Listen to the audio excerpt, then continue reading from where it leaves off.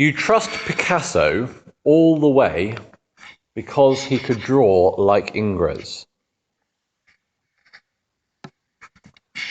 I suspect that 70% of you are thinking, what did he just say? And 29% of you, I hope, are thinking, oh, that's interesting. And maybe just one of you is thinking, oh, isn't that thing that Julian Barnes wrote in Flaubert's Parrot? And you'd be absolutely right, and you can give yourself a gold star after the service if you are on point. It's a phrase that when I first read the book 4 or 5 years ago or now or something, absolutely struck me the moment I read it as something which I'd often kind of wanted to articulate, an idea I'd wanted to articulate, but I just couldn't find the right words to do it. That's one of the great pleasures of reading or forcing oneself through great literature, that every now and then you come across those absolute gems which encapsulate a kind of an idea or a thought that's been playing around the back of your mind that you haven't had quite the words or the imagination to put into such succinct a form, such a pithy a statement. And for me, that was one of those. You trust Picasso all the way because he could draw like Ingres. And I have to admit my ignorance at the time. I had no idea who Ingres was, and I had to go and look him up on Wikipedia. And when I was preparing for this sermon, when I was reading through the gospel, and suddenly it struck me, of course, this is the phrase I need. This is the key to unlock today's gospel. I thought of this phrase and I thought, you can trust Picasso because, and I couldn't remember for the life of me why you could trust him, and I had to stick that into Google, and then it popped up again because he could draw like Ingres, and sure enough, my ignorance had returned, and a few days ago I had to look up Ingres again. Well, if you do, you will find the rather wonderfully named Jean-Auguste Dominique Ingres, a guardian of academic orthodoxy in the fine arts. And even though I had no idea who he was, I sort of knew immediately exactly what this phrase was driving at. He was someone who painted and drew in what I guess now we'd call a kind of photorealistic manner. He was a sort of perfect realist. He made what we see in this three-dimensional world as accurately represented as he could, or indeed as anyone could, onto a two-dimensional canvas. He was the high point of protecting those traditions of fine art. And he was around at roughly the same time that Picasso started expanding the vision of art to something beyond just that real, accurate representation. And for me, this phrase represents a kind of a really good way to unlock much of modern art, or even say something like nonsense poetry. For me, it's a kind of protection against the emperor's new clothes.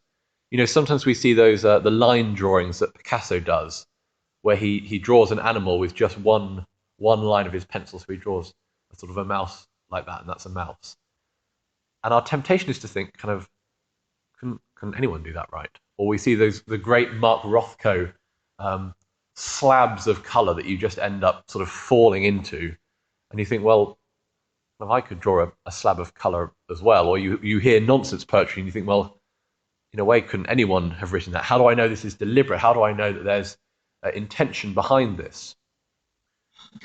And for me, the intention behind this is the fact that Picasso, should he have desired, could have made a career selling his services to the highest bidder, painting in a classical style, and not just all right, but as well as the finest representational painter of the age. He had that pedigree of having been brought up within a tradition, of having reached the very top of his field, but that wasn't enough for him. He wanted something else. So when he starts offering us something we've never seen before, something kind of radical and wacky that we can't really get our heads around, we trust him because we know that he can do the stuff we do understand. And so if he's offering us something else, then maybe that's worth thinking about as well. Well, how does all this fit into the gospel? Bear with me, it really does, I hope. The gospels, when we read them, we've got to remember when we come to them that they're not biographies. They're not intentionally trying to give us a kind of well-balanced overview of the life of this man Jesus of Nazareth, kind of giving a fair representation of what he was getting up to all the way through his life. Take Mark, the earliest of our Gospels. He starts with John the Baptist in the wilderness and Jesus coming to be baptized at the age of 30. We get nothing of Jesus' first 30 years of life. We read from Luke today. Luke, who's, if we were generous, we'd say he was borrowing from Mark. He offers us far more before Jesus reaches the age of 30. We have Jesus' birth narrative, stories about him as a young boy and growing up. Now, these aren't kind of historical narratives added in just to provide a little flavour. Luke isn't thinking, oh, well, what my readership would like is just something to kind of warm them up before we get to the serious stuff, where I start recommending faith in Jesus Christ through my writings. He's picking these specific narratives because they do something to undergird, to prepare the theological aims of his gospel.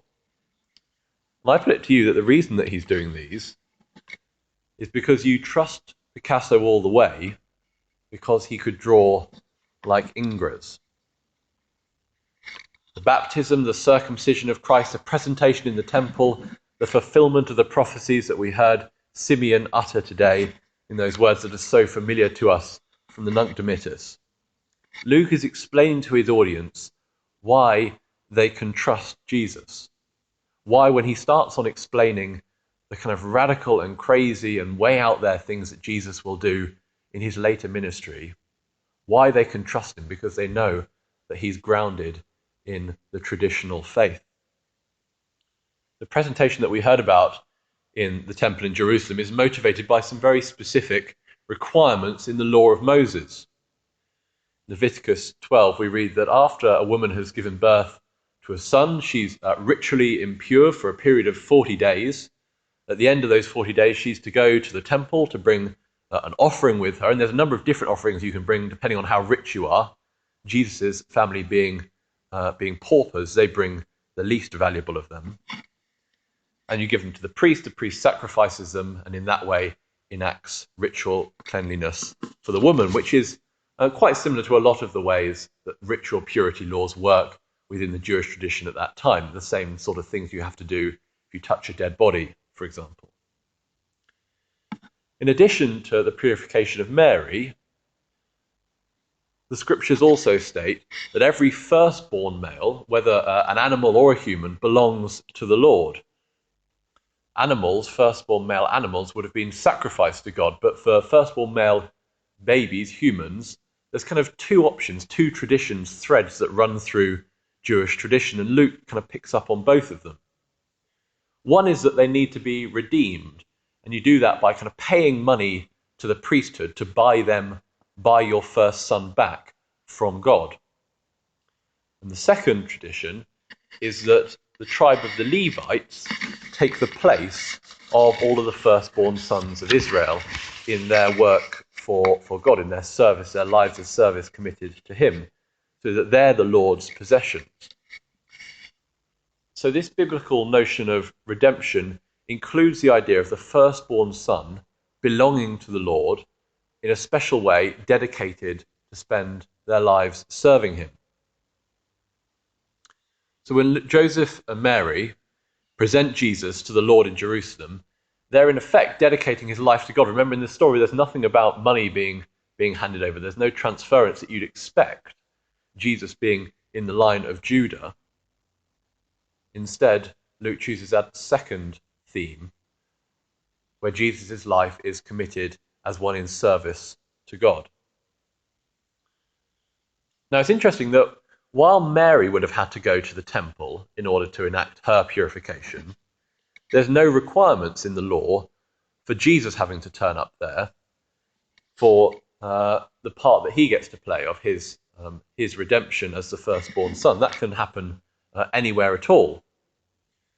Why then does Luke choose this particular backdrop of the temple for this story?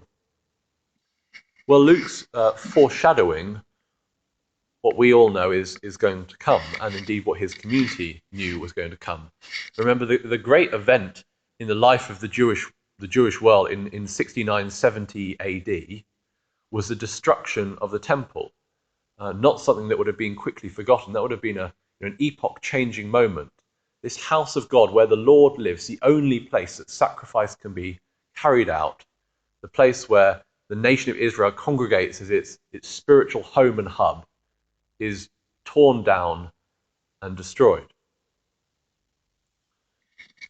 Setting it here then, Luke is foreshadowing the sacrifice that Jesus is to make and to be.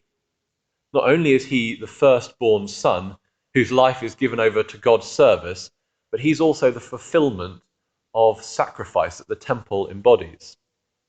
The temple is a symbol of the old covenant, and it's torn down and replaced by Christ, who becomes the only necessary sacrifice, who as our great high priest is ever interceding on our behalf with the Father. What Luke wants to impress on his readers is that Jesus is fulfilling the law. He's exactly what he should be. He's not some unorthodox prophet with a quick buck to earn, wanting an easy life. He's not some derailed radical, but he's someone from within the tradition. He's someone whose life is beyond reproach, who has undergone all the traditions in the same way that every other Jewish boy would have done.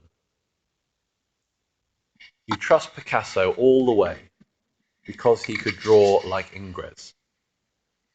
We trust Jesus all the way because he is the fulfillment of the prophets and the law. He's the culmination of the work of God. So when he does something most unexpected, when he actively seeks out prostitutes and tax collectors, when he proclaims the forgiveness of sins, even when he goes to his death on the cross, we can be sure that this is no case of the emperor's new clothes. This is what God was always like, is always like, will always be like. Jesus is the true image of the invisible God. He was with him from the beginning. He is without sin. There is one name in heaven and on the earth in whom we place our trust: Jesus Christ. Amen.